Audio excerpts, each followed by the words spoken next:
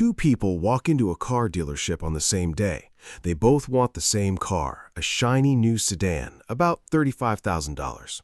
Same car, same day, same dealership. Person A drives off paying $420 a month. Person B drives off paying $650 a month. Now, most people hear that and immediately think person A made the smarter move. Lower payment, more money in the pocket every month, simple. But what if I told you that after 5 years, person A could actually be in a worse financial position than person B, even though they paid less every single month? How is that even possible? That's exactly what we're going to break down today, because the car decision is one of the most psychologically manipulated purchases in modern life, and the car industry knows exactly which buttons to push to get you to say yes. Let's be honest, most of us don't buy cars, we buy monthly payments. The salesperson almost never starts with, here's what the car costs. They start with, what can you afford per month? And the moment you answer that question, you've handed them the keys, pun intended. This is one of the oldest tricks in consumer psychology. It's called payment framing. When you focus on a small monthly number, your brain stops doing the actual math. $420 a month sounds harmless, but $420 a month for 36 months is over $15,000, and your brain conveniently skips that part. Now layer on top of that the lease versus buy decision, and suddenly millions of people are making a multi-thousand-dollar financial choice based on a gut feeling and a salesperson's enthusiasm. The common belief goes something like this. Leasing is for people who want new cars and low payments. Buying is for people who want to own something. One is smart, one is wasteful. Pick your side. But the real story is much more nuanced, and it starts with understanding what you're actually paying for in each case. Let's go back to our two people. Person A chose to lease the $35,000 car. Person B chose to buy it with a standard auto loan. The lease, what's actually happening? When you lease a car, you're not buying it. You're essentially renting it from the dealership for a set period, usually 2 to 3 years. You pay for the depreciation that happens during those years, plus interest, plus fees. Here's how the numbers shake out for person A. The dealership estimates that the $35,000 car will be worth about $22,000 after 3 years. That $13,000, that's what you're paying for during the lease. Spread that over 36 months, add a money factor, which is basically the lease's version of an interest rate, and you get to roughly $420 a month. After 3 years, person A has paid around $15,100. The car goes back to the dealership. Person A owns nothing, zero. They walk away with empty hands and need a new car. The loan, what's actually happening? Person B finances the same $35,000 car over 5 years at around 6% interest. Monthly payment comes to about $645. After 5 years, person B has paid roughly $38,700 total. That includes the interest. But here's the thing, they now own a car worth somewhere around $15,000 to $17,000 depending on mileage and condition. So the net cost of actually having the car is around $38,700 minus $16,000. Call it $22,700 over 5 years. Now let's do the real comparison. If person A keeps leasing every 3 years, they're spending $15,000 every 3-year cycle and owning nothing. Over a 6-year span, that's $30,000 spent and still no asset. Person B, over the same 6 years, spent about $38,700 but ends with a car worth $16,000. Net cost, still about $22,700. Person A paid more and has nothing to show for it. Person B paid less in the long run and owns an asset.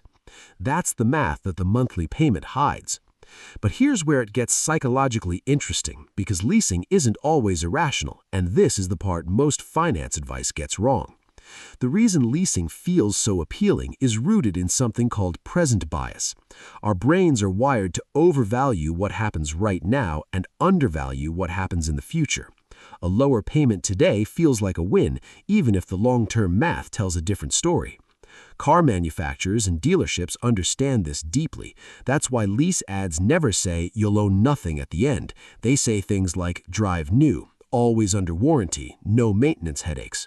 They sell the experience of the present, not the math of the future. There's also something called the new car effect. Studies show people report higher happiness when they drive a newer car, but that happiness spike fades within a few months. You habituate to it. The new becomes normal, but the financial consequences, those stick around long after the novelty is gone. Now here's the counterpoint, and it's real. Leasing can make sense in specific situations. If you're a business owner and you can write off the lease payments as a business expense, the tax advantage can shift the math. If you genuinely need a new car every few years for professional reasons, real estate agent, client meetings, the optics have value. And if you truly cannot afford unexpected repair bills and the car is older, leasing removes that risk. But for the average person, the 25-year-old trying to build wealth, the 32-year-old saving for a house, the 38-year-old finally getting serious about retirement, leasing a car is one of the quietest wealth destroyers hiding in plain sight. Here's the metaphor that makes it click. Leasing a car is like renting an apartment in a building where the rent goes up every few years, you can never renovate it, and when you move out, the landlord keeps everything you paid. It's pure consumption. Nothing accumulates, nothing grows. Buying a car, especially a used one, is like buying a slowly deflating balloon. It loses value, but it loses it on your timeline, and when you're done, you either sell it or drive it for free. The single most powerful wealth-building vehicle move? Buy a reliable used car, 2 to 3 years old, outright or with a short loan. The original buyer already absorbed the sharpest depreciation drop. You get most of the car's life for a fraction of the cost. Then drive it till the wheels fall off. So what do you actually do with this? Step 1. Stop evaluating cars by monthly payment. Always calculate the total cost over the full term. Add up every single payment, then compare. Step 2. Ask yourself one honest question. At the end of this contract, will I own something? If the answer is no, and it is with a lease, make sure the math is in your favor for a very specific reason. Step 3. If you're buying, consider used over new. A car that's 2 to 3 years old has already dropped 20 to 30% in value, but has plenty of life left. That gap, that's money that stays in your pocket. Step 4. Think about opportunity cost. The difference between a $420 lease and driving a paid-off used car might be $300 a month. Invested consistently over 10 years at a modest return, that's potentially $50,000 to $60,000. Your car payment could have been a down payment on a rental property, or a fully funded emergency fund, or a portfolio that quietly grows while you sleep. The car you drive doesn't build wealth. What you don't spend on the car can. Here's the thought I want to leave you with. Every financial decision you make is a vote for the kind of financial life you want to build. And the tricky thing about car decisions is that they feel small. They're just a monthly payment after all, but they happen every few years, and they last for years at a time, and they're loaded with psychological tricks designed to get you to spend more than you planned. The person who understands the real math doesn't necessarily drive a worse car. They just make sure the car they drive serves their financial life, not the other way around.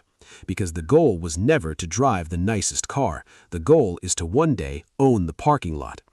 If this made you think differently about how you spend money, stick around, because next time we're going to talk about another everyday financial decision that quietly costs people tens of thousands of dollars without them ever realizing it. See you in the next one.